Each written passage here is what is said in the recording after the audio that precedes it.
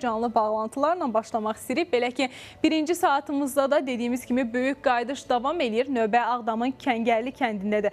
Daha 50 ailə Kəngərliyə yola salınıb. Köç prosesinin detallarını isə əməkdaşımız Pərvin Piriyev diqqətimizə çatdıracaq. Pərvin, bir daha xoş gördük səni. Buyur, eşidirik. Salam Nuraynə, bəli, düz vurğuladın. Səhər saatlarından etibarən artıq Ağdamın Kəngərli kəndinə 50 ailə, yəni 207 nəfər köçürülü və Prezident İlham Əliyevin də sərəncamına uyğun olaraq böyük qayıdış davam etdirilir. İstəyərdim ki, bu istiqamətdə daha detallı məlumatlar və bugünə qədər nə qədər məcburi köçkünün doğma yurduna qayıtması istiqamətində bizə statistik göstəricilər təqdim olunsun və bizim müsahibimiz Qaçqınların və Məcburi Köçkünlərin İşləri üzrə Dövlət Komitəsinin sədr müavini Fuad Hüseynovdur. Fuad bəy, istəyərdim ki, hazırki köçlə bağlı eyni zamanda ümumilikdə nə qədər biz məcbur köçkünlərimiz həmin öz doğma yurduna qayıdıblar?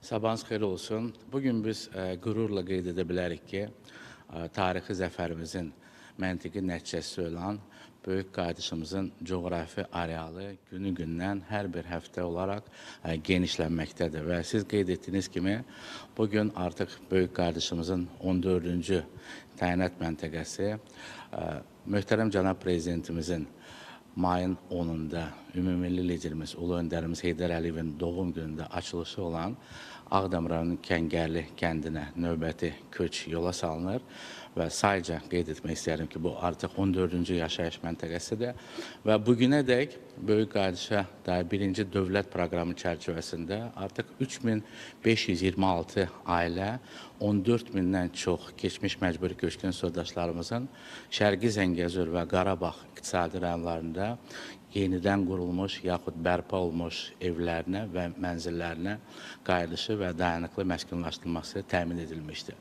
Həmçinin müxtəlif layihələrə cəlb olunan, həmçinin dövlət müəssisələrinin yenidən yaradılmış yerli şöbələrlə çalışan soydaşlarımızı da nəzərə alsaq, bugün Şərqi Zəngəzur və Qarabağ iqtisadi rayonlarında məskunlaşan əhalimizin sayı 44 min nəfərə yaxındır.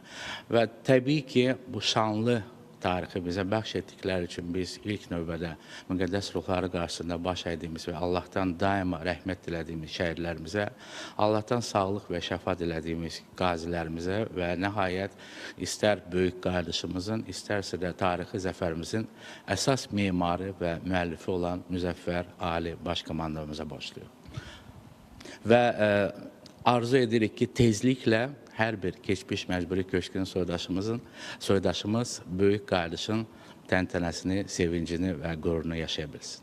Təşəkkür edirəm Fuad bəy. Belə Nuraynə, bizim müsahibimiz Qaçqınların və Məcburi Köçkünlərin İşləri üzrə Dövlət Komitəsinin sədr müavini Fuad Hüseynov idi və o bugün səhər saatlarında Ağdam Kəngərli kəndinə köçlə bağlı bizə ümumi məlumatları verdi və onu da qısaca olaraq xatırlatmaq istəyərdim ki, həmin köç prosesində 50 ailə, yəni 207 nəfər köç prosesi reallaşıb və bu da Prezident İlham Əliyevin sərəncamına uyğun olaraq böyük qayıdış çərçivəsində baş tutur. Eyni zamanda o da diqqətimizə çatdırıldı ki, hazırda Qarabağ və Şərqi Zəngəzur ərazilərində artıq 40 mindən çox, ümumilikdə 40 mindən çox vətəndaş məskunlaşıb və orada bir növ fəaliyyət göstərirlər. Belə, mənim hələ ki sənə çatdıracağım informasiyalar bu qədərdir. Sözü yenidən xəbər mərkəzinə ötürürəm. Nuraynə.